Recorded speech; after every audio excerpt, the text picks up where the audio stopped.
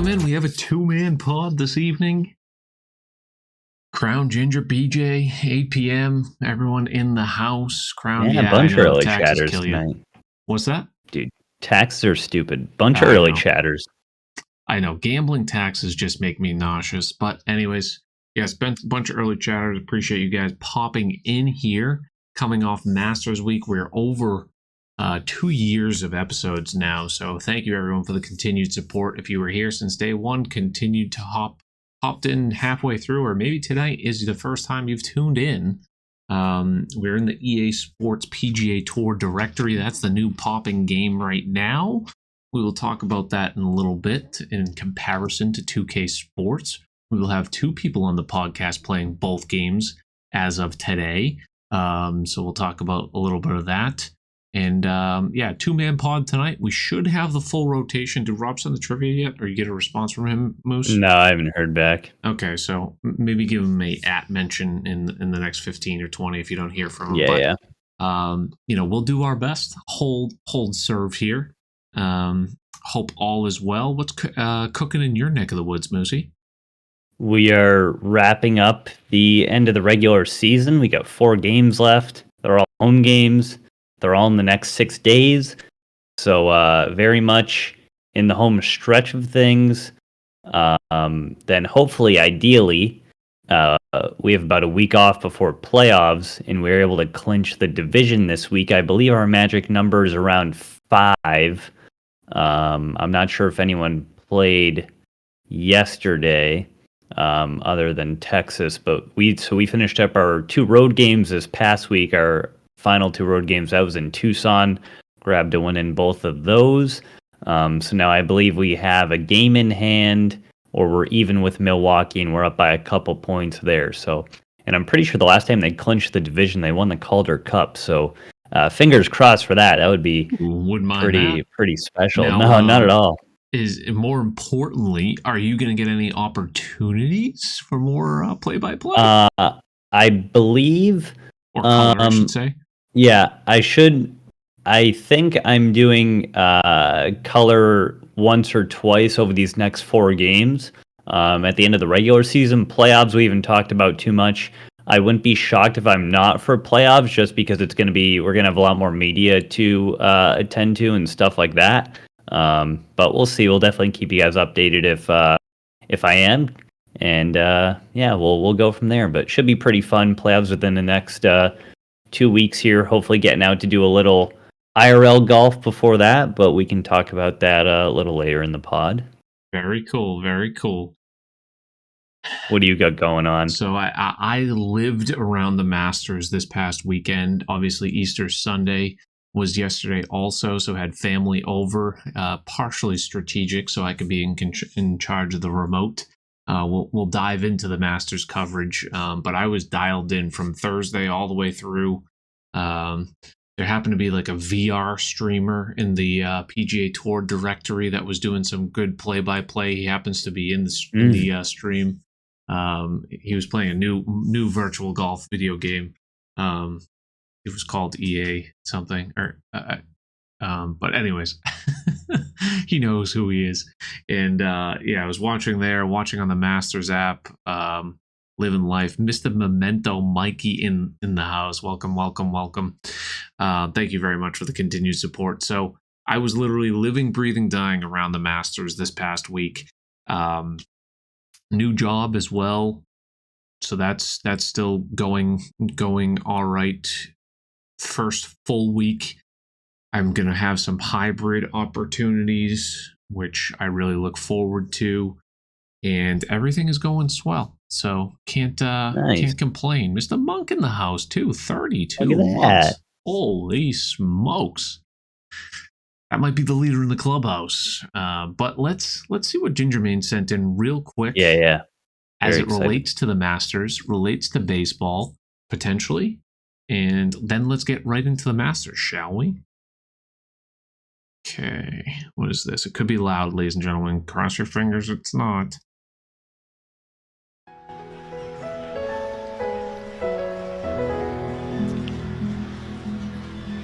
Hello, friends. A beautiful Saturday afternoon in Comstock Park. Love this. This is inning number 7. This is amazing. Still in the front 9, if you will. This would be the back 9, actually, brother. Eric Pinales hails from San Cristobal. Genius stuff right here. It's about 30 kilometers from Santo Domingo in the Dominican Republic.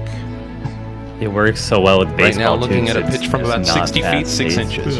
60 feet, 6 60 feet, 6 inches.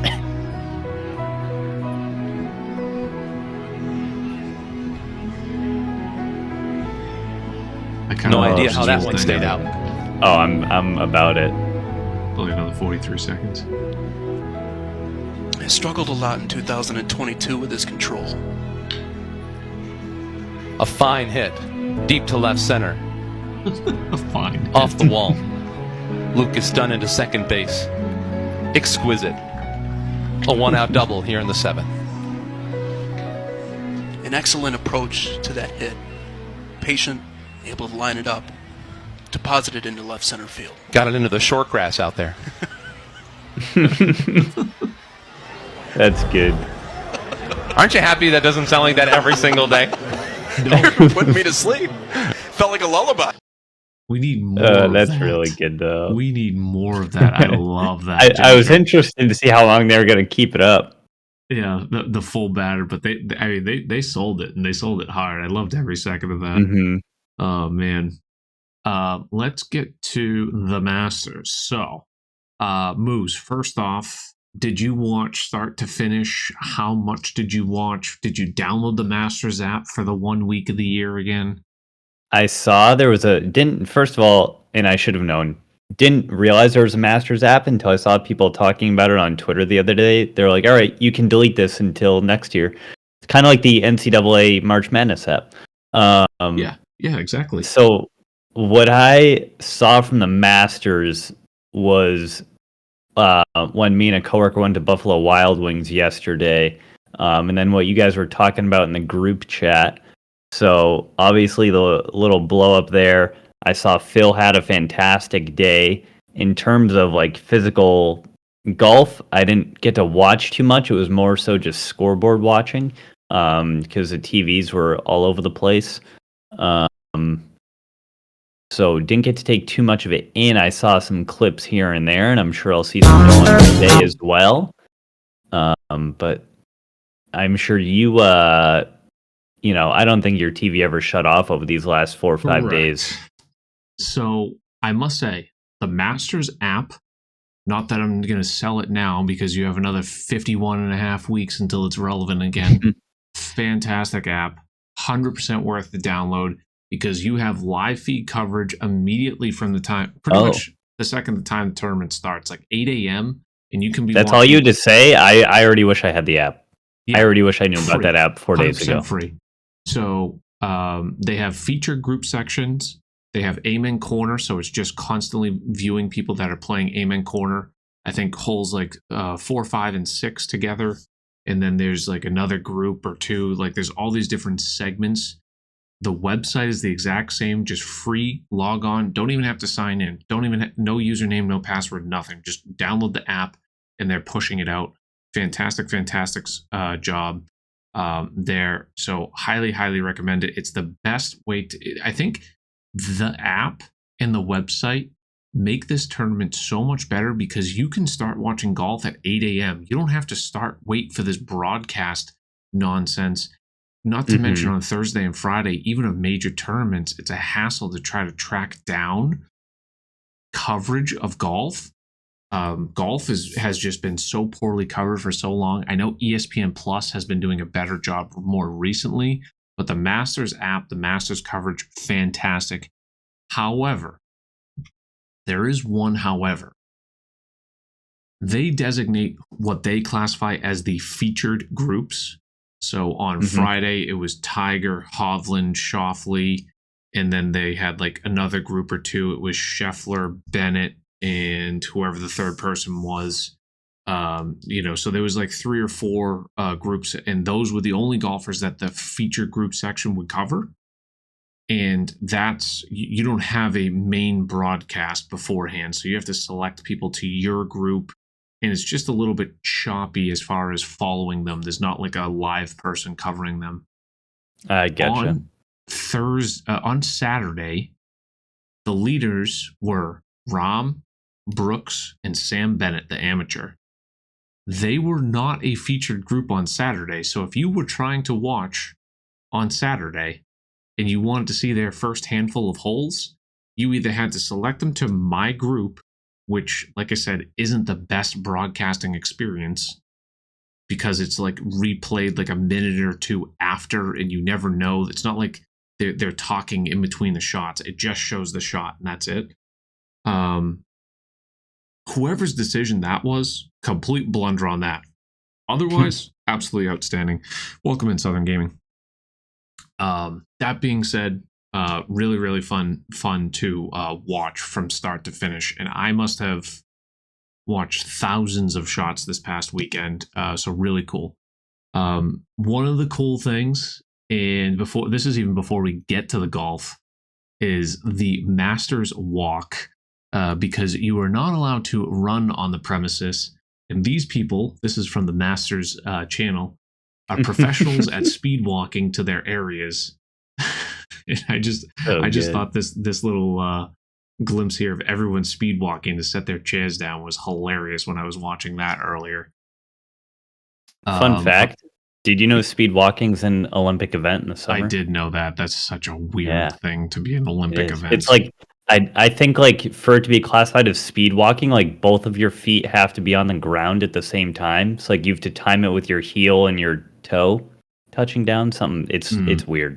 It looks so strange. Yeah, you have to have 1 foot.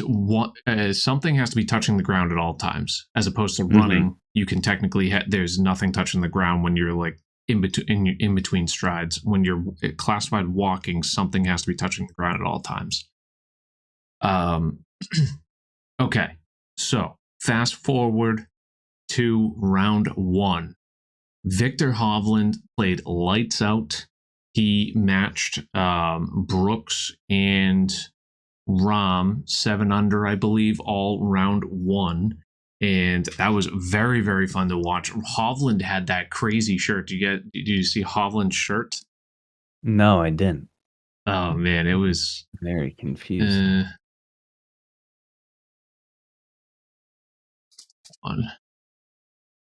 Yeah, it's a big flowery shirt. Oh, that was in the videos. Hovland. Yeah, this one. Oh man, yeah, it's loud. Coming out in style. He literally, his remarks were like just saying, I just wear what they tell me to wear. But always it's got the MasterCard sponsorship on the collar. What's that? The MasterCard sponsorship on the collar there. I mean, he's probably making a boatload of money. Kid's doing it right. For sure. The only thing that he doesn't have going for him is, unfortunately, a major win. It seems like his name is always in the mix. If you remember, he was near the top of the leaderboard at the Open Championship at St. Andrews last year. He's had a couple other great finishes in majors, but just can't quite get it done. 7 under opening, and he finishes around like 5 or 6 under, so just kind of shot over par for the final 54 holes. A bit unfortunate to see his collapse. Some of it due to round 4, which we'll get into a little bit later, and who he was paired with potentially. The other story was Sam Bennett, the amateur. So each year, one of the best things about the Masters, in my opinion, so there's a couple good and bad things. So the Masters is unique in the fact that it's one of the easiest cuts. It probably is the easiest cut to make all year in any golf event that is a professional golf event, because the field is only 80 people. And the people that are invited are the top 50 ranked people in the world, people who have won a PGA Tour event in the past year if you are outside the top 50. So like Chris Kirk got invited, and I think he's outside the top 50, but he won the Honda Classic a month ago, so he was invited. Any of the amateur winners, so if you won an amateur event such as the U.S. Amateur, Sam Bennett, or there's like, the European amateur, the Asian amateur. There's like a half dozen different amateurs. They always invite and embrace the amateurs. And there's always a competition for the low amateur, which we'll get to in Sam Bennett, and past Masters champions. So you see guys like Phil Mickelson. You see guys like Mike Weir in there. That's a name I haven't heard in so long. Oh my Bubba goodness! Watson to just keep the Masters lefties trend Gonna going. pull Adam Scott out there too. Adam Scott was out there, but you also have guys like Sandy Lyle, who is never a threat to make the cut, and always going to be kind of faulty on that side. So really, there's 50 people. There's 80 people that are playing, and maybe like 65 legitimately have a chance. So, right off the bat, you kind of have like an 80% chance to make the cut if you play well. And if you're still playing in your prime, there's a handful of guys. So here's Sam Bennett here. He gets a big standing ovation up the 18th green. I don't necessarily have any clips of him in the earlier rounds. One of the cool things is he has a tattoo on his arm. His father had passed away. Jones, a couple years back, I believe. This tournament to always honor the amateur. But he got real emotional after putting on the 72nd hole. Tattoo. Let's see if we can get this here. Sam Bennett tattoo. Don't wait to do something. Pops 6/12/2020. So I don't know if that's the date he passed or if that's the date that it was written there. But anyways, like that was his actual handwriting, I believe, and he has that. Those kinds of tattoos are so much so cool. Yeah. When because I've seen people do that for audio wave files too. It's like the last voicemail someone left for somebody, just like an "I love you" or something, but you get the audio wave tattooed. Just really cool. It's very visible. It's like an awkward spot because it's right on his forearm, and you could kind of see what did he have something actually written down before you actually knew it was there? Yeah. It's did he accidentally get in a fight with the Sharpie? And then you hear the backstory. And I'm like, wow, that's really cool. He's also, if you've seen this, I know it'll be the videos. He's the kid who had the amazing club twirls this past year. That was hot. Just the complete swagger in the U.S. Amateur. So there's a couple instances of that. Is this a video? Oh. This up the left side, cutting. This is incredible. I don't think that's my internet. I think that's the video. This starts up the left side. This one's all jacked up too. Interesting. This one's fine. Yeah, it's definitely. But anyways, you can kind of see it here. He's got that. Swing with a 7-iron. Tiger did a 360, maybe a 720. He did a 1440 with that club. But very, very cool, and just the kind of swagger to walk up like that. You didn't really see any of that in the Masters. He was, noted to say that I've played. Of course, it was a little bit taken out of context, but he's like, yeah, I've played harder courses than this. In the U.S. Amateur, he specifically listed one of the courses. And they just kept replaying that all week as he was starting to play poor in the third and fourth round, because he was comparing a course or two harder than Augusta. And it's quite true. There are definitely courses out there. A U.S. Open course is definitely harder than Augusta. It's just kind of comical. You get to this elevated stage and you're kind of mocking the course. It's similar to Bryson saying hey, this is a par 67 to me. It's just an awkward thing. But it was really cool to watch him play. He played with, I believe it was Scheffler round 1 and 2. And then he played with the two main guys, Brooks and John Rahm, round 3. So you got to see a lot of this guy. And also round 4, you didn't really see much from him. They kind of popped in and out because he was the low amateur, but he was about 5 groups back at that point. But he was definitely one of the standouts. Going down the list, so Brooks Koepka. Brooks was playing outstanding, and this kind of goes for a lot of the live guys. If you look at the leaderboard here, I don't know if you looked at the full leaderboard. Your boy finished in second place. We'll get to him. I saw that. He was caught fire.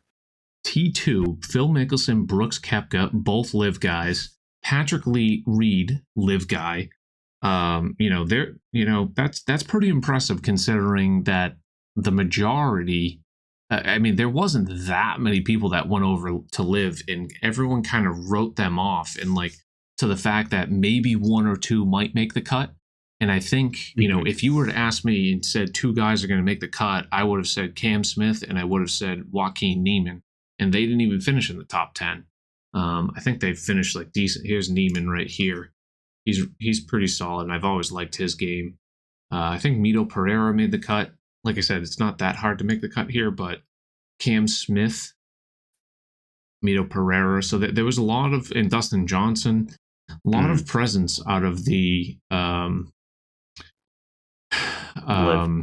of the Live Tour. And speaking of the cut, and I keep saying that, the cut's easy to make. Poor Justin Thomas got a little bit screwed, but you have guys like Bryson DeChambeau missing. You have guys like Rory McIlroy missing, so it's not that easy to make the cut. I'm just saying, comparatively speaking, in percentage wise, it should be. They both played poorly, and Justin Thomas completely got screwed round 2. Look at his finish here.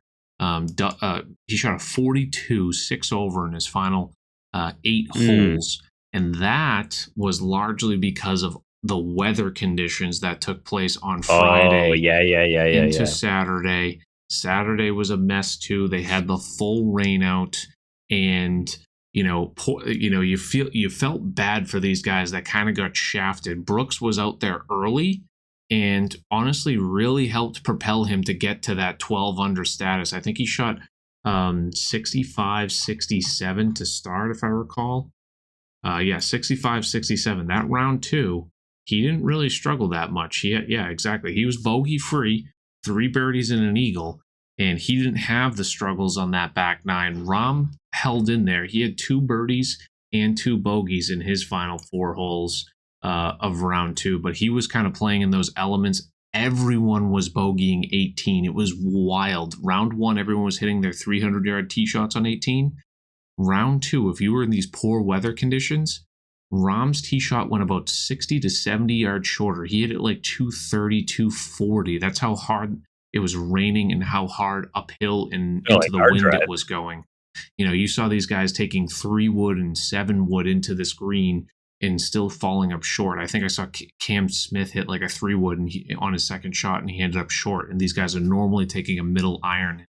So sometimes these, you get the staggered start time. So if you start early round 1 on Thursday, you start late round 2 on Friday, and vice versa. And if you were the late early crew, which Brooks was, you got to take it in a massive advantage, and he sure capitalized. You're going to have some dumb luck. And one of the things that happened, I don't know if you saw this, Moose, we had a nice little situation that occurred. Yeah, I sent that to the group chat as soon as I saw it. Was this?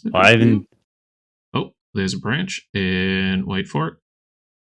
I haven't seen that angle. 3 trees just falling right over during this torrential downpour, and luckily and somehow, because you can see those are big mammoth trees. Those are full trunks coming out of nowhere. And it's not like lightning hit. I don't know if it was just a gust of wind. It didn't really look that windy to me. You don't really see the trees like howling or shaking. You know what I mean? So it's a bit odd. I find it hard to believe that nobody was hurt. Like, I hope nobody was, don't get me wrong. But I feel like someone was hurt, and they're probably like right here in the middle. They talked about this one guy being in the middle. That must have been the only guy, and he must have been the luckiest person on the planet. Like, I don't know. I just feel like someone was injured, not in a bad way, but like someone was injured in some way, and they're just like, okay, we'll pay you to not have this get any kind of media coverage because it would look so bad. Oh yeah, exactly. And that's the thing too. With Augusta, there's no cell phones allowed. So it's very hard to get footage. There's not much footage. It's mainly on what's on all the Augusta cameras, which everyone is watching live. So it's hard for Augusta to completely take it down because I'm sure people are doing their best to record it anyways, right? But there's not people alive on the scene as they see it. So the other couple things that happened round 1 and 2, there was the whole Koepka's caddy incident, telling Gary Woodland it's a 5-iron. That sort of stuff, in my opinion, goes on all the time in golf, and I don't really, it doesn't really bother me, that sort of thing. There was also the what's the story there? So technically, if you are a caddy, you are not, I believe even a player are not able to divulge what club you just hit on a particular shot. So to give another player an advantage, so they can kind of go back and forth, like, hey, I shot a 5-iron here. That's giving him that, and I ended up short.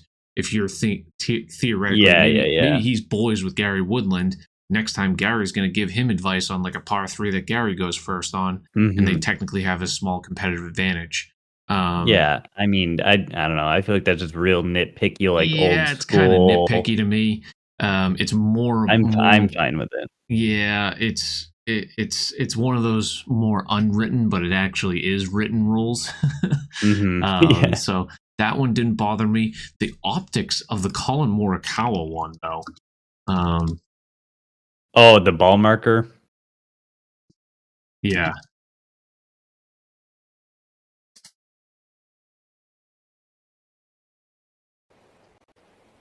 This thing was just very bizarre. He couldn't get his ball to. The whole issue was he couldn't get his ball to come to a rest almost, and he had to move the ball marker like a few inches back, and then like place the ball, then pick it up. It's just like, what are you doing? Because you always are supposed to put the marker right behind it.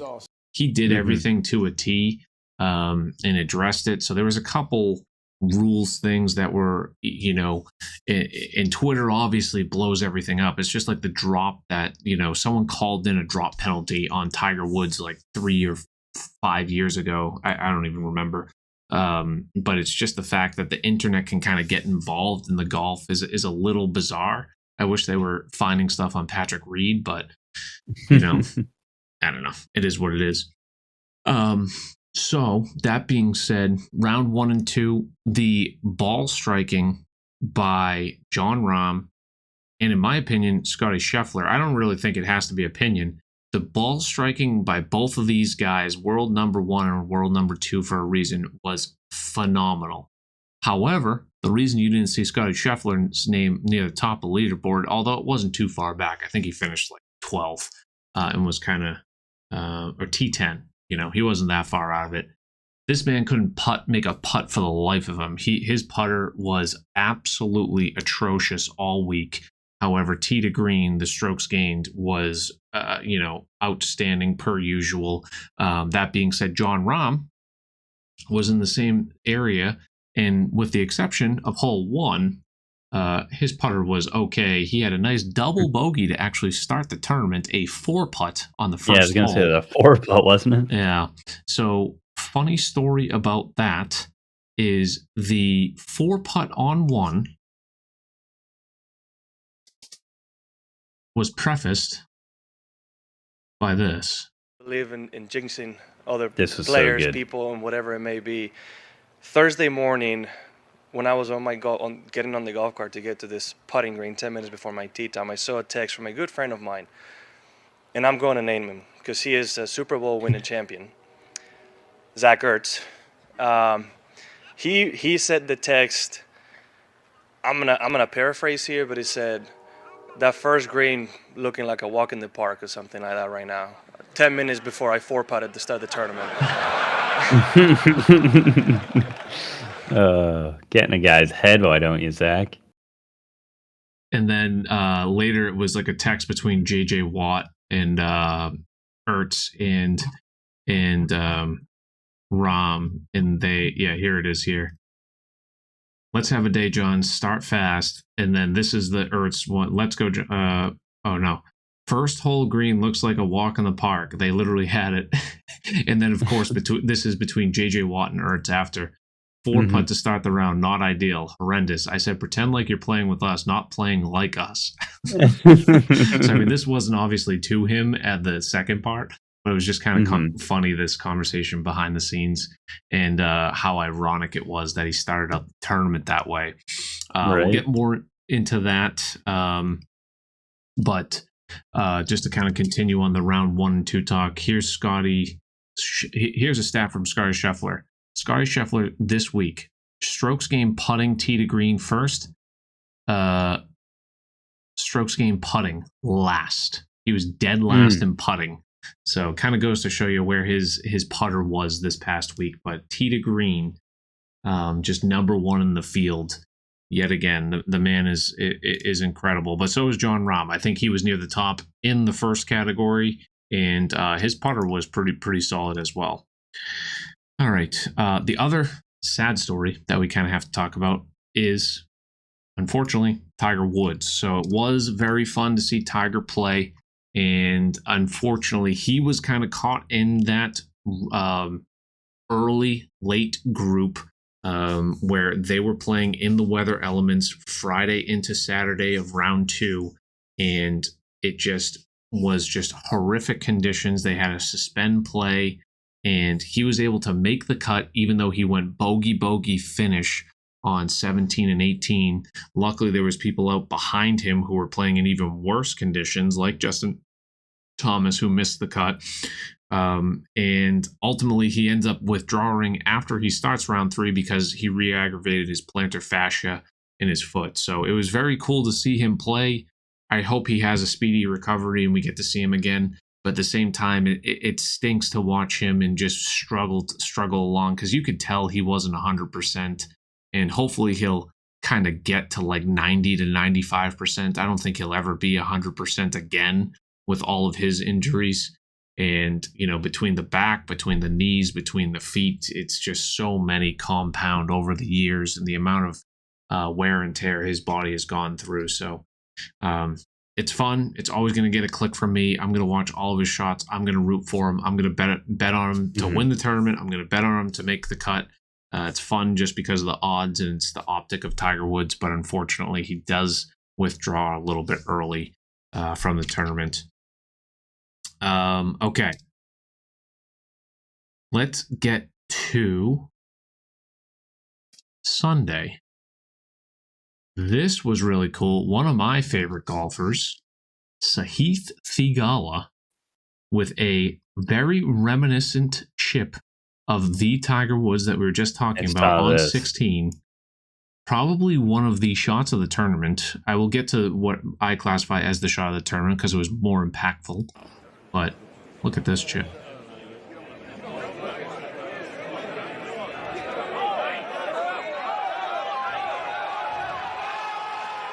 Just a thing of beauty. Any good? Crowd's going wild that too. Moves Everyone this just Masters rookie to 6 under par. Everyone pulling for Sahith. I think unfortunately bogey's the next hole, but at that point he was 6 under on the round. I think he finished a 67 final round. 67 final round. Really, really nice finish.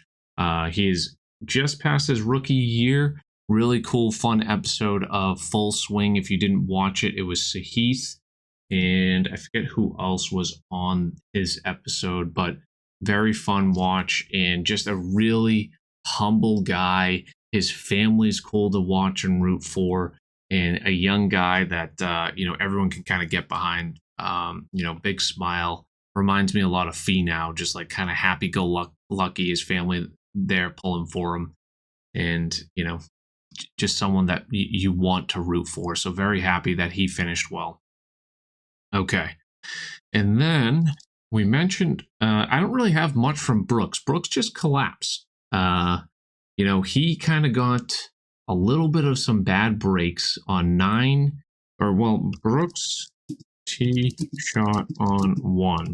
This was kind of a telling sign. That's obviously an old photo of Jon Rahm.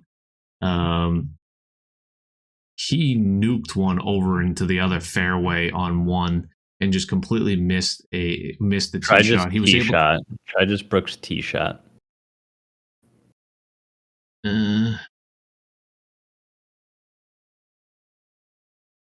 Yeah, so this is the fairway. Yeah, this is his second shot. He's wide open in the other fairway. The hole is over this tree line. I'm not sure what hole he's on. Maybe it's 9 or something like that. Going back to the clubhouse, that would kind of make sense to me. But up and over, he was able to stick the green miraculously, and kudos to him, right? But not the way you wanted to start your final round. But before that, actually, so it was a very odd rain delay. I want to circle back to that because they paused. They were on the 7th hole when the rain stopped, and they were all on the green. It was Bennett, Brooks, and Rahm. Rahm was putting from about 15 feet away for birdie. Brooks was putting from about 20 feet away for bogey. And everyone kept talking overnight. Brooks has a 4-stroke lead. Brooks has a 4-stroke lead because Brooks was at 13 under. Rahm was at 9 under at the time. Rahm's putt was significantly more makeable. Brooks was clearly a hard putt. He was probably not going to make it, more than likely bogey. It almost seemed as if no one accounted for where they were on the green, and just immediately, right off the bat, Brooks misses his par putt, ends up 2-putting for bogey. Rahm makes his birdie putt, and everyone's talking about this 2-shot swing right off the bat.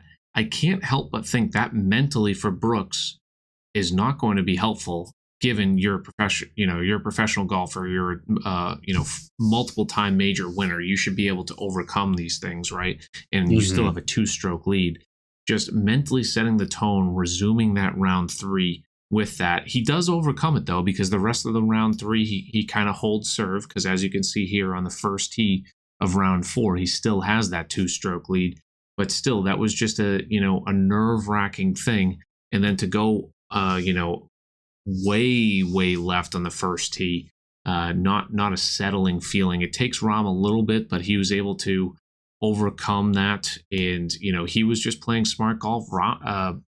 Brooks just went significantly over par. He shot what, 75? Did he have many birdies at all? Look at this, yeah. And it was late before he started getting birdies. The bogey on 4 wasn't great. He hit it into the bunker. That's a very tough hole though, so it's tough. Rahm hit a very good shot there, so he gained a stroke there. Did Rahm birdie 2 as well? I think Rahm did not. Round 4. Yeah, he birdied 3. So he picked up a stroke, and then he picked up another stroke immediately. So a couple strokes right off the bat. And then the par 3 6th, Rahm nuked it over the green. He was missing the green on these. Rahm was able to recover, go up and down. He was in a tough spot. And then 9, they actually both bogeyed. Brooks was very unfortunate. He was a few inches away from being a perfect second shot, and just kind of got hung up. And that's one of the things. Sometimes you're not going to get these breaks, and you just need it to kick just barely and start trickling off a ridge, and you're going to be a little bit more fortunate. However, his ball striking was just not there. He was not planting it in the right spots, and just didn't play well. And Brooks, Jon Rahm, for all intents and purposes, didn't play fantastic. He did well enough. He shot 3 under 69, 1 bogey on 9. He was a little unfortunate himself on 9. He hit it right next to the flag and spun it off the front of the green. And then, just played smart golf on 13, and then 14. This is where I thought was the shot of the tournament in my eyes, because the shot shaping of this shot, given it's, probably a wedge because he's only about 130 out, but he has to shape, circling back here, he's got to shape it around this, or just, low flight it so he doesn't hit this branch. And this is arguably one of the toughest greens on Augusta, 14th. I believe it's called Chinese Fir. And this pin, everything is funneling, on this big slope.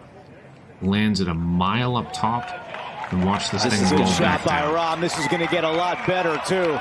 So, a lot better. Oh my goodness.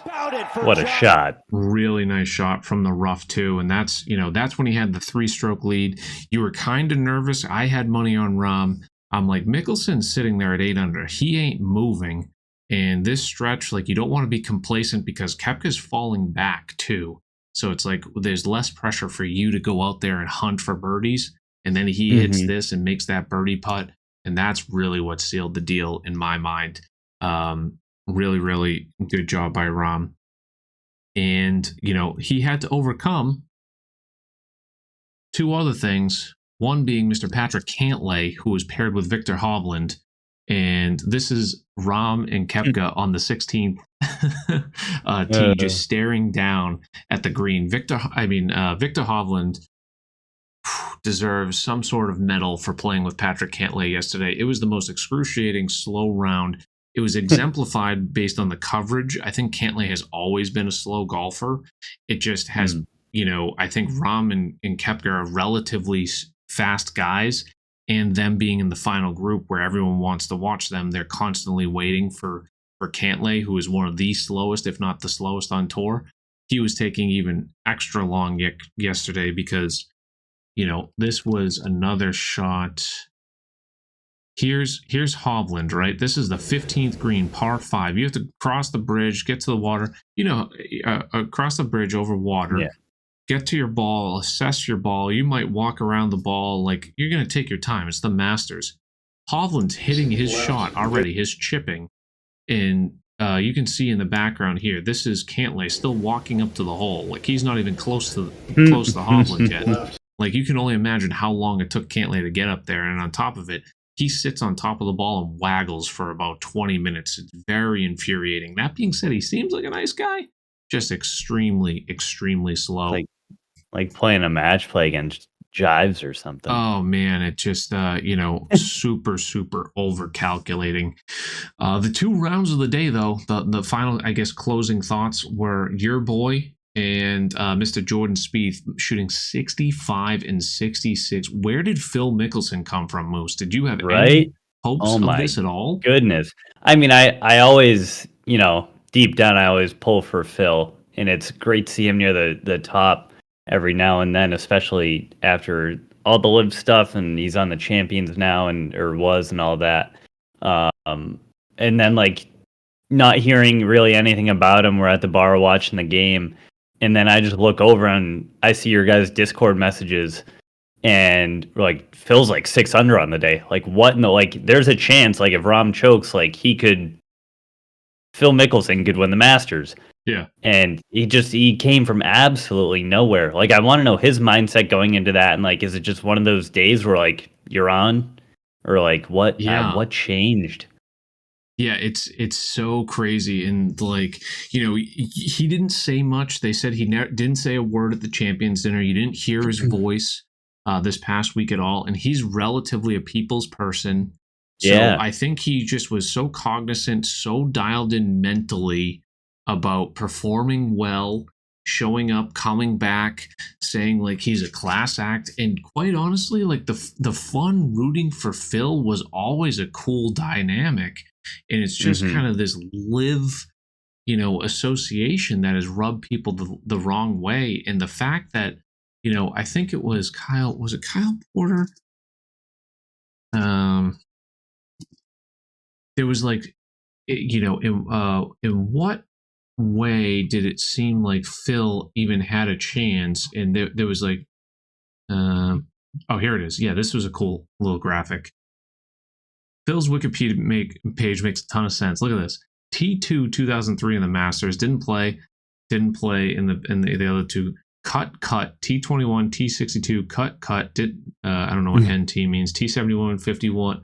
Like, he has two really good finishes, T2 and a first, and then didn't even sniff any of the others, and half the time he's getting cut.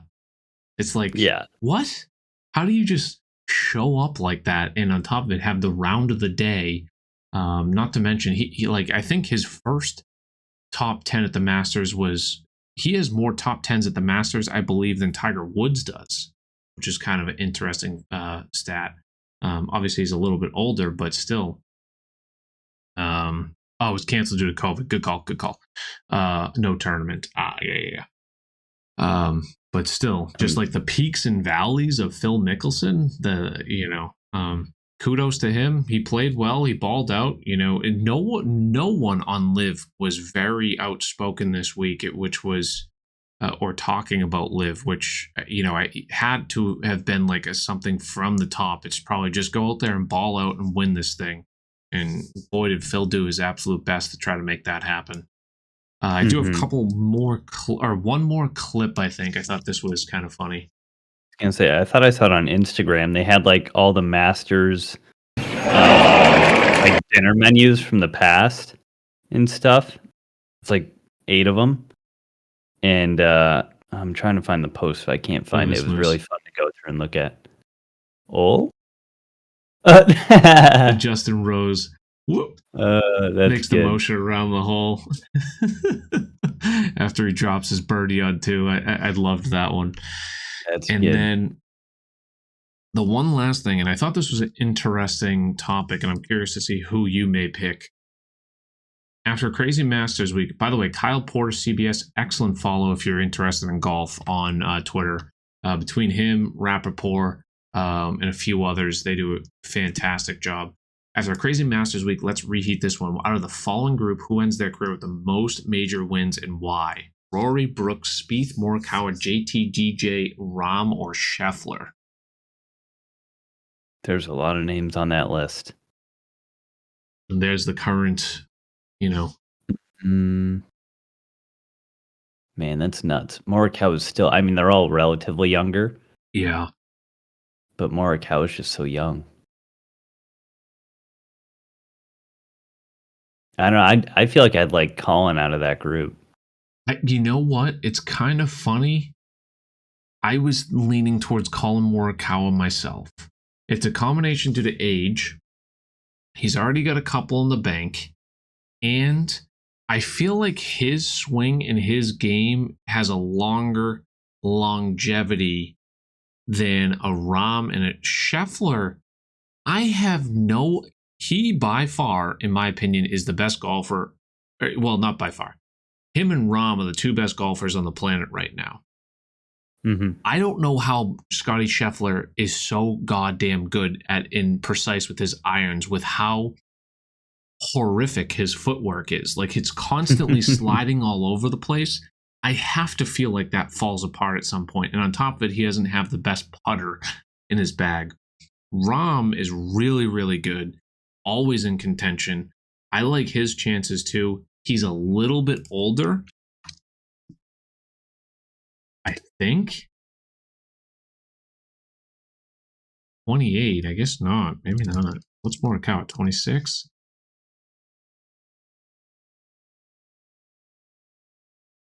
So I mean, it's only 2 years, but just kind of the big build of a guy, like you wonder his longevity as much as the others. Like I think Rahm's, probably not a bad pick. Spieth, he just like he feels like he struggles to win that next one. Brooks, he was mentally out of it for so long. He also battled those injuries. He's definitely got that competitive edge in him. But was this like kind of his last hurrah? DJ, I definitely don't feel like out of everyone here, he's probably my last pick.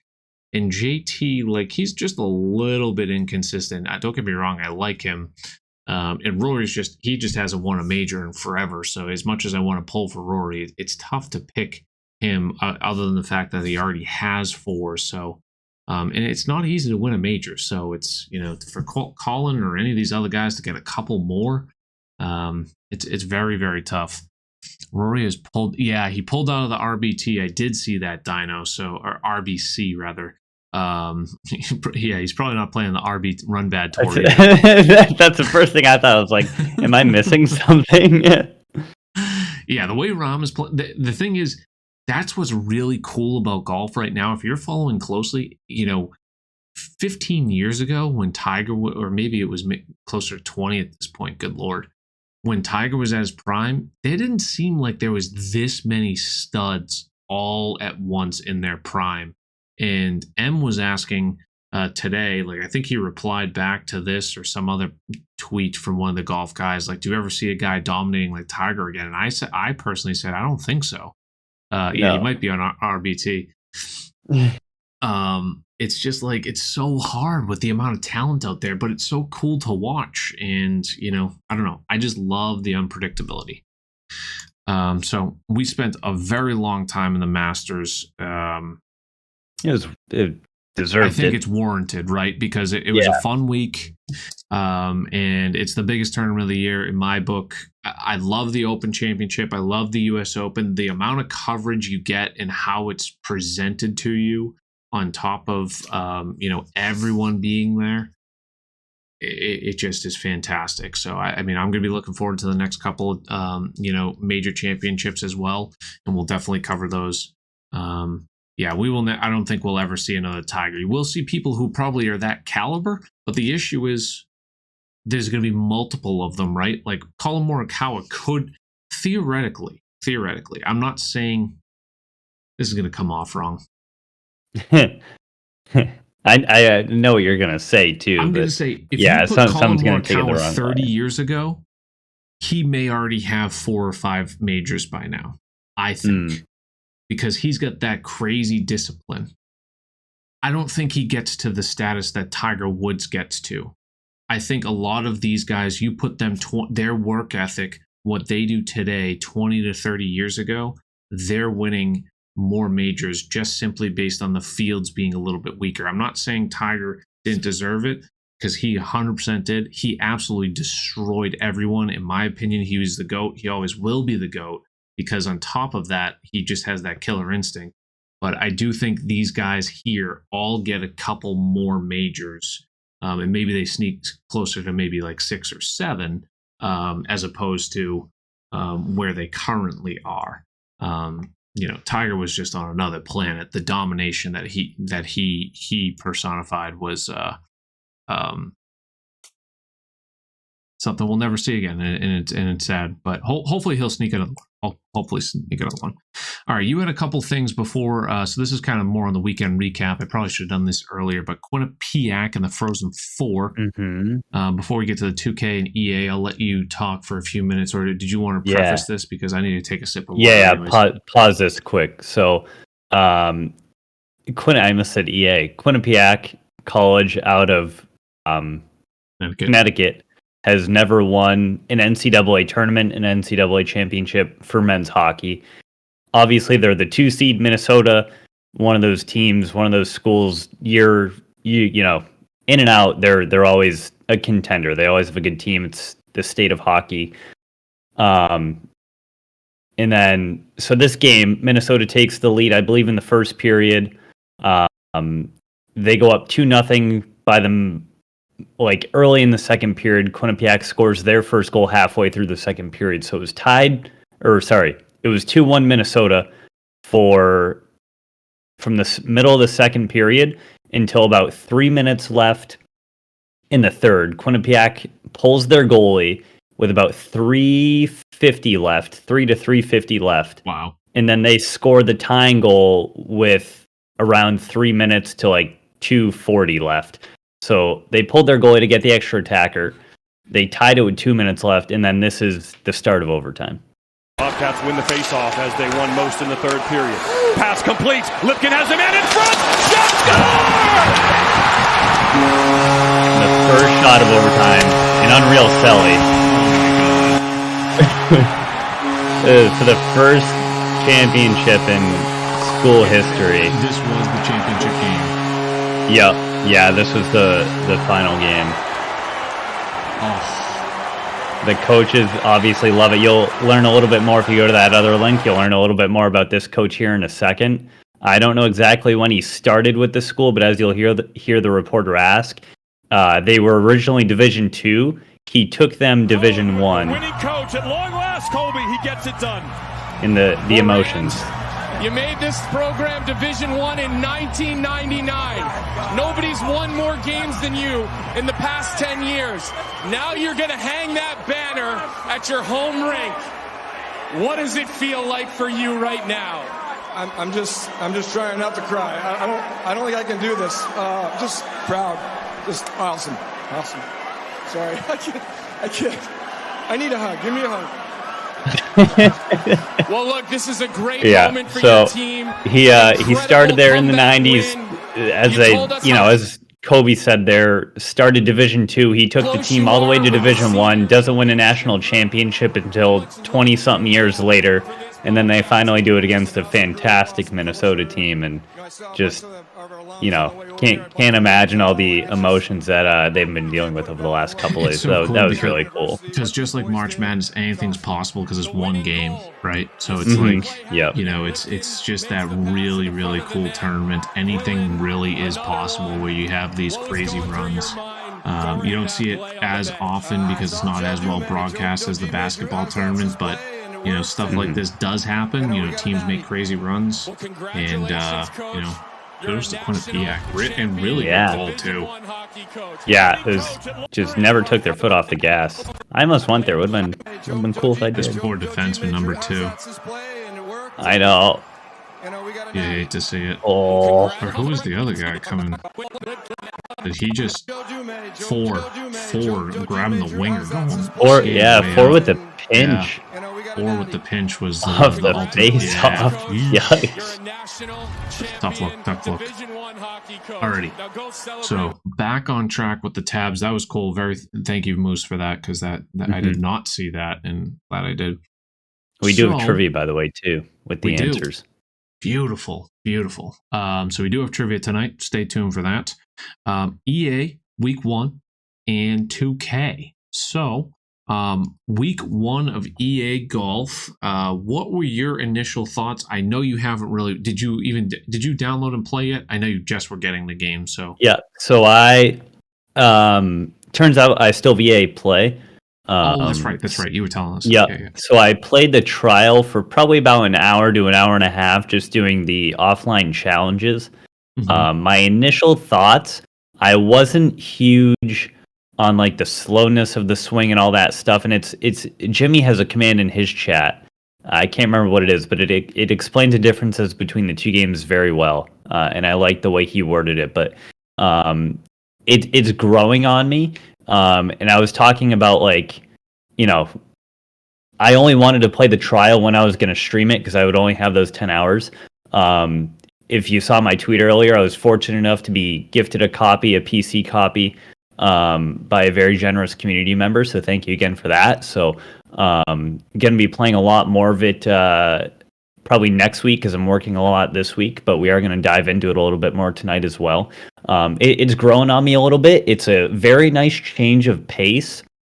My dad was actually texting me the other day because a couple months ago, JG made our home course in 2K, and my dad wanted to play it, but he had 2K22, so you can't backwards, you can't backload a course. 2K22, that's a new game. 2K21. And my dad was actually texting me the other day. He's like, hey, I might grab 2K23. And I was like, oh, that's cool. You could play Quinnipiac then. And EA just actually came out with a new golf game. And I gave him my quick thoughts on it. He's like, so which one should I get? And I was like, well, it really depends. And it goes really for anybody. It depends what you want out of a golf game. I've kind of fallen out of love a little bit with TGC, as I think a lot of people have over these last couple months. Mm-hmm. So that part of it, doesn't really do it for me for golf. And what I'm really excited about the most, graphics, I could care less about graphics. It looks better, and that's great. But the customization, I know the character customization is lacking a touch. It's kind of on par for what 2K did, so it is what it is. The golf bag customization, the club customization, all that stuff is probably what I'm most excited about to dive into.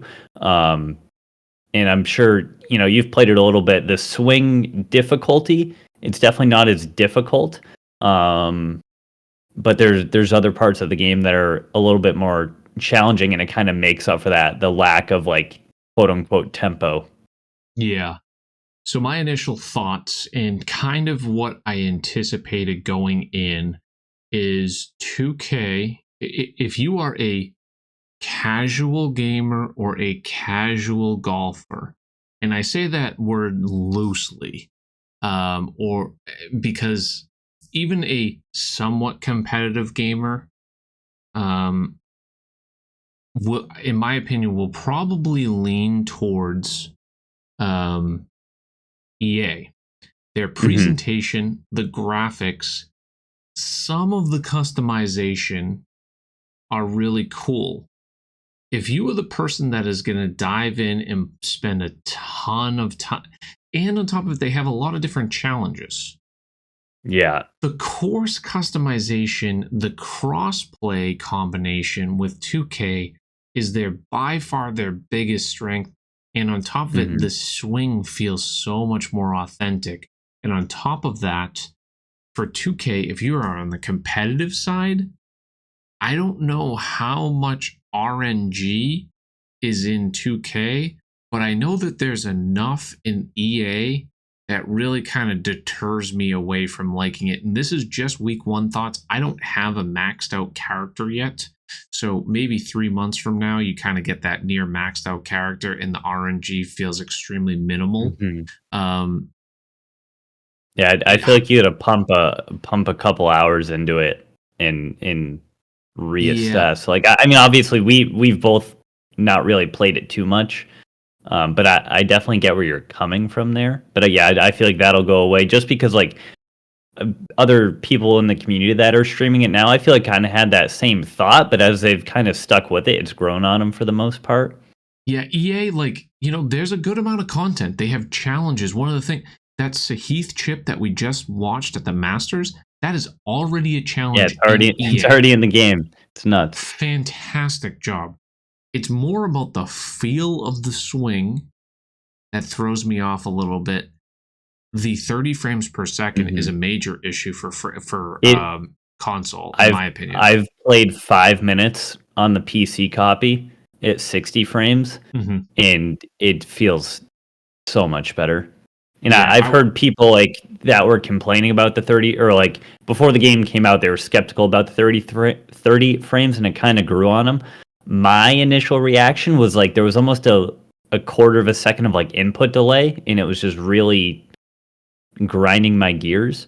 So it definitely feels smoother on PC. I know they have a couple more things to smooth out as well. And in terms of the crossplay, real quick, I know they have announced that they want to add that in the future. Right. And future EA's done that. 15 yeah, months, exactly. So, I'd assume it's within the next 3, just because all the other EA, like even NHL added crossplay this year to some extent. So who knows? Yeah, that would be a massive win because that's a little bit of a deterrent. I know Jimmy has been doing the open lobbies, which I'm on. I have the game on Xbox, so foolish me, probably getting it there. I can't play with Moose. I can't play with Jimmy. Right now, 2K... I have the trial on Xbox. Yeah, well, 2K still doesn't have the societies crossplay, so that's a little bit of a deterrent. But then EA has these daily tournaments. It's like, okay, it kind of keeps me active. There's different perks, there's different things you can kind of do. So it just seems like there's so much more to do in EA. However, if you're on that more competitive side, you want that authentic golf swing feel, the maxed out frames, 2K just feels a little bit better. You know what I mean? So it's a tough, I think both games really serve their own purpose. If I'm going to recommend it to anyone that doesn't have a copy right now, I'm probably going to recommend EA for the simple fact, if you were competitive enough or you were a golfer enough that you were dying to play a golf video game to this point, you probably would have already known about 2K and picked it up. So that being said, if you're going to only play a couple hours a week, the EA, it might be the go-to. So let's take a look. We had a tweet this past week. I won't go too far down this hole because we're already a little MLB late, streamer Papa Voz, who's just a fantastic guy. So I had to try to get him some other opinions from people in the community that have played a lot some more good than we ones. have. And like talking about the heartbeat, the power up, ball spin, power drive, you can play it at a much more arcadey mode, but it definitely is not 100% arcade. It's more arcade than 2K, but you can take a lot of these things off. The crazy amount of challenges, I don't think it's actually like a crazy 1,300 amount. I think that's a little deceiving because that's like the amount of points you get. But still, it's I think hundreds. And to Billy's point here, I think we just want the better game. I think the biggest gap is always going to be the licensing issue for 2K, and is it really needed? Once they take that leap to next gen, they could really knock it out of the park. The only thing that they'll be missing is the licensing, which is going to be a tricky thing to navigate, because the presentation and like watching the Masters, I mean, how many times does that sell? I don't know. Even here, Bo saying you can't even compare the games. Both are unique in their own way, and that's not a bad point. And hopefully both will learn from each other. It's like trying to compare athletes from two different sports that people love to do all the time, but I just believe that you just can't. There's no fair way to do it. Yeah. 2K has TGC tours and a community of legends that create courses. So like that's another thing. So Paul Suggy, he is like a big competitive golfer. So I think that's why he is always going to lean much more on the 2K side. And like right now, I kind of enjoy that. I kind of enjoy the courses. However, like it does interest me the content that they're putting out on EA. Like it just gets a little stale on 2K, even with the new courses. It's like how that they're implemented, how that they're promoted. There's not a Sahith challenge to do on 2K or nothing really current. Like I could care less about playing with the Barstool guys. Like maybe the breaking 90 with Trent wasn't a bad idea because they put a really bad character in the game. Like his overall's like a 35 overall. So that might be kind of cool. You know, I like that idea. Playing with John Cena, I could care less, you know? Does that attract people? I don't know. It definitely does. It's not going to attract anyone mostly in our community and our audience, but like overall, I would guarantee it. Yeah, a lot of people. Yeah, the other thing that's kind of telling out of the box, I thought EA was awful. However, finishing last at RA amateur and qualifying found area to skill became a much better game instantly. Yeah, so you do have to upgrade your skills. The shot shaping, the ball movement, I think you progress that with time as well. So from where you start to where you finish, I don't think there's very good tutorials. I don't think they even really have any. So that could have maybe been done a little bit better. Yeah, deceptively difficult. Yeah, crushes the graphics.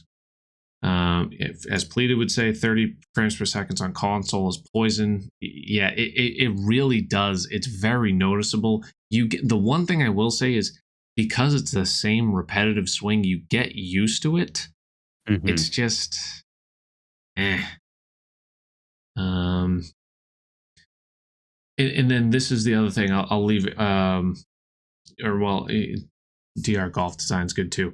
The numbers, right? So what's going on in the directories? Like EA really isn't holding numbers on Twitch. Like it's not like there's that many people streaming. There's 500 people viewing EA right now. Yeah, we were looking at this earlier.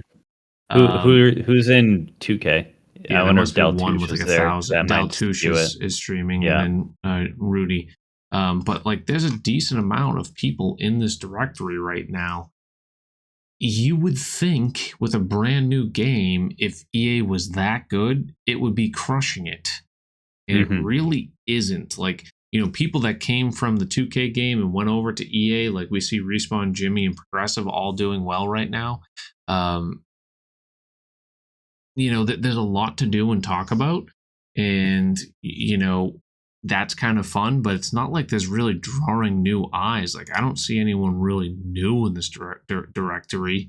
You know, anyone over 10. I mean, this guy's watching NASCAR, so it's tough to really say that. You know, we're not having a Tim the Tap Man. I mean, he's on YouTube, so I don't really know if he's been playing, but you figured there'd be a little bit more clicks. 2K is a better game, but I will stand by my words. They need to work on their design. So that's an area of improvement. 2K needs to keep innovating. So hopefully this is something that pushes them. So hopefully they don't feel like they've won the battle, because I do think EA will crush it on sales. And by crush it, that's a arbitrary number. It could be more relating to comparatively versus 2K than what their expectations are. So, alrighty. Any other thoughts before we move on to the clips and get to some of the next sections, Moosey? About we're running a little late here. Yeah. Yeah. Let's keep it going. So keep sending in those good comments. Tag us on Twitter. We'll both be playing both. I'll be playing TGC a little bit. I'll be doing the EA stuff. It's going to be hard switching back and forth. Shout out Ray Allen. But, we'll do our best. All right, let's take a look at some of the clips from this past week, because we do have some. MLB, we'll start with some MLB clips. This was a fun one. I'm sure you might have crossed this one on Twitter. The oldest trick in the book. I haven't seen it. Oh. Oh. What? What? WTF MLB The Show 2023. That's good. I thought he was going to run right into the dugout there at first, and I was like, well, get off the field before he even has a chance to tag you. Well, strategy. That's so good. We've had some great base running ones. This not my highlight. Whoever was playing, Yuki, best catch I've seen all year. Get down! Oh my goodness! What a catch! Just like I couldn't be mad about it. I'm gonna replay that one. Yeah, he wasn't even kidding like me? replaying's like a toxic thing. Like he wasn't even the one that replayed that. I had to see it again. Wow. I just couldn't believe it. That. If you have Ricky, you have to be in the box going, Ricky. Shout out Bear. Ricky. Oh. Good effort. Good effort. Okay, Ricky got 2 strikes. Away. Ricky's got 2 strikes on him. Ginger wants me to throw a slurve here because our strikeout pitches game is a slurve blowing away. I'll throw a slurve right after that. No, you want to hit this one over the fence. Damn. Oh, okay. I was hoping he would. Love the really compliment there from Ginger. He did not. Just, and then it's all right. Yeah. You know who's up. This was Bear's moment to shine. Ooh, hey, Sorry, I couldn't laugh. I stopped. Yep, I am. Good take. Good take. God, that's such a juicy take. It's hard to encapsulate these moments if you just jump in mid at bat. Wait for yours. Take a second to get going. But... I thought Chad that one though. Yes! Welcome to your I've never seen so far. He hasn't been this much into a video game since like the launch of like 2K21 probably, and it's been so much fun to get back into, especially as a group. Oops. Yeah, we're all over the place, Mikey, but we're just trying to cover all games and the games that we're playing. So, what is this? This is not the tweet that I wanted. Oh crap! I copied the wrong one. Oh no. Okay, sorry. Here's the vid. Oh, an ant. Doesn't even have the heartbeats on. Oh, there it is, folks. That is going to likely be the shot of the little backspin. Don't mind if I do. Excellent contact off that club. Here's one of my favorite streamers. Usually we get some clips from him each week.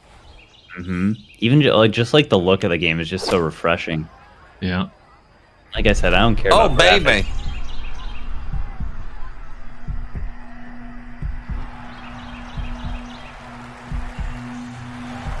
Just gonna skid. It's pretty far back there. Oh my goodness, please.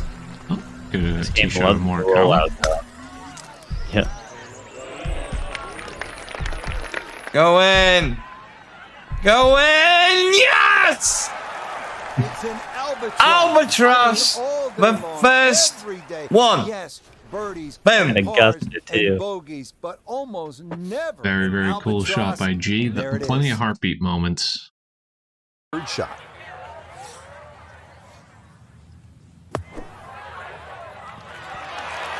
Coming out of the pot bunker. Is coming up. No! Leader. How about no! This? Holding it from off the green to extend that lead. No! No! Third shot. Oh, I love G. Yeah, it's just the best. All right, get a 2K clip from some old guy. His always black out. I don't know what's going on with his channel. There we go. Wait a minute. This is 2K. This isn't... Oh boy. Ooh, pulls it out. 7th pole. That's definitely not against him. No, definitely not. Love that. What a Must shot. be 2K. Oh, gamer. Gamer Billy with a clip. Oh. What gamer I got cooking? I'm punching this.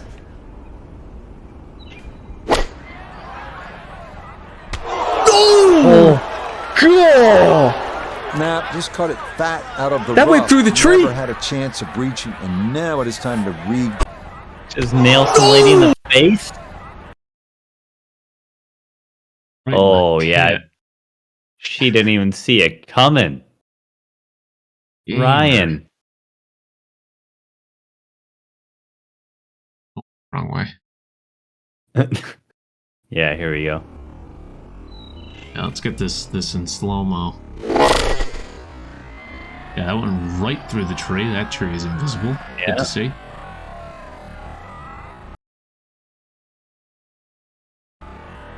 Oh, right up the arm.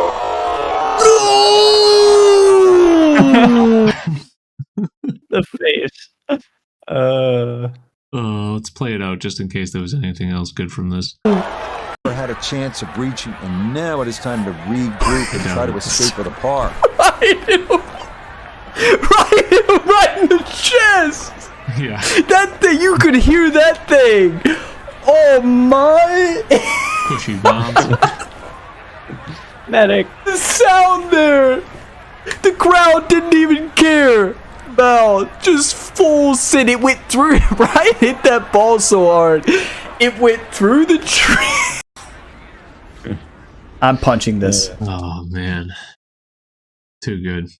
Matthew PKR?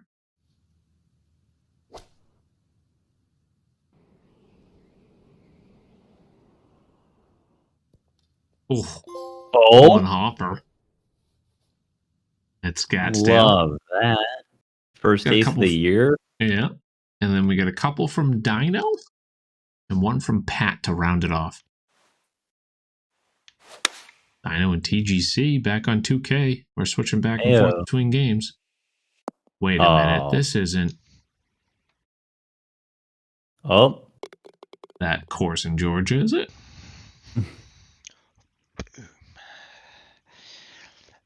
Yeah, silencer on that one. Yeah.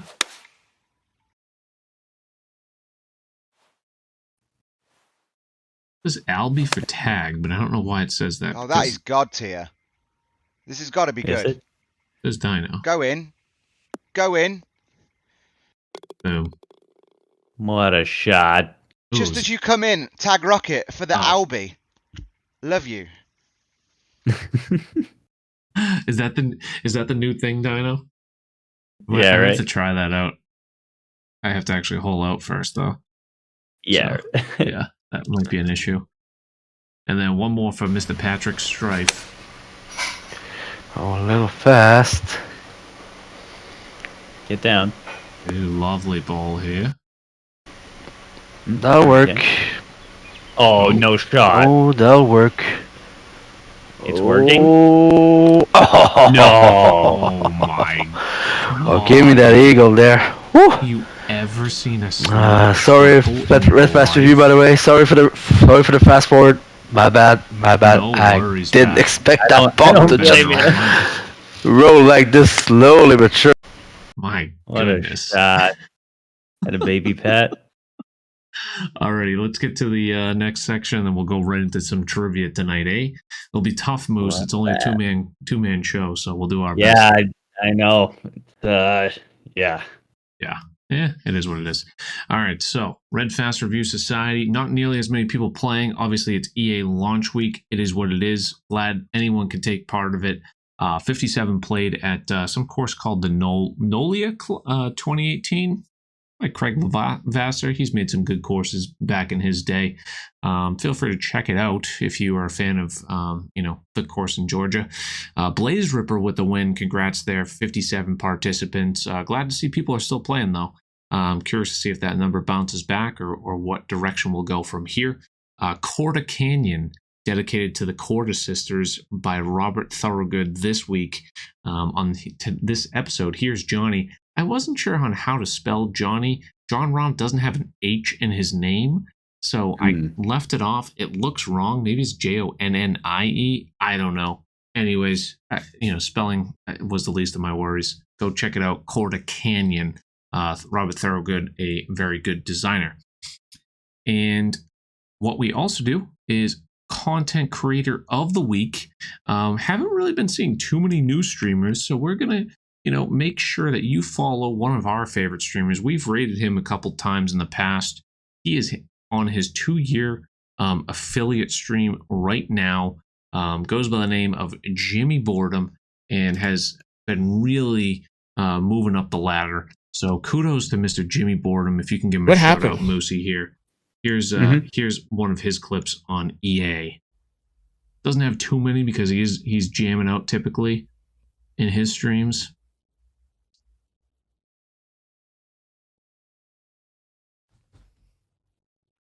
OBS. That happened?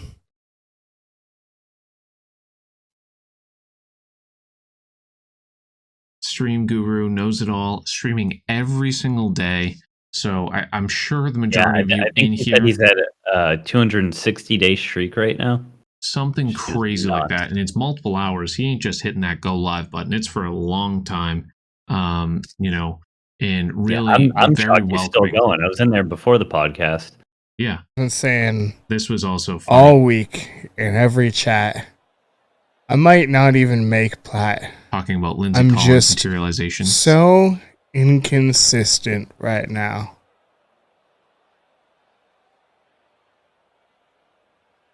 I present to you 56, 57, 56. Oh, 57 in round 2? You inconsistent motherfucker. Imagine not having 56 in all 3 rounds. Just fuck. Register for beer league, I guess, man. And then the shot heard around the world in 2K21. Still one of the best. Acted like they want to actually fix it. Oh my god. Oh my god. What a shot. The fact that that throws me off every time. Yeah, pure dumb luck, but at the same time, if it wasn't for Respawn's Albatross, the D off the D, that might have been the shot of the game, in my opinion, based on the shots that we've seen. But that was something special there. So we're giving it to bigger streamer in the community. He's probably closer to 2,000 followers at this point, but he's active. He's playing EA. He's playing 2K. Well, mainly it's EA these days. But really going to give you a ton of information. And he's going to play all different games. One of the nicest guys on the platform. So kudos to Jimmy. Like I said, I'm sure most of you guys follow him. But if you don't, make sure you go give him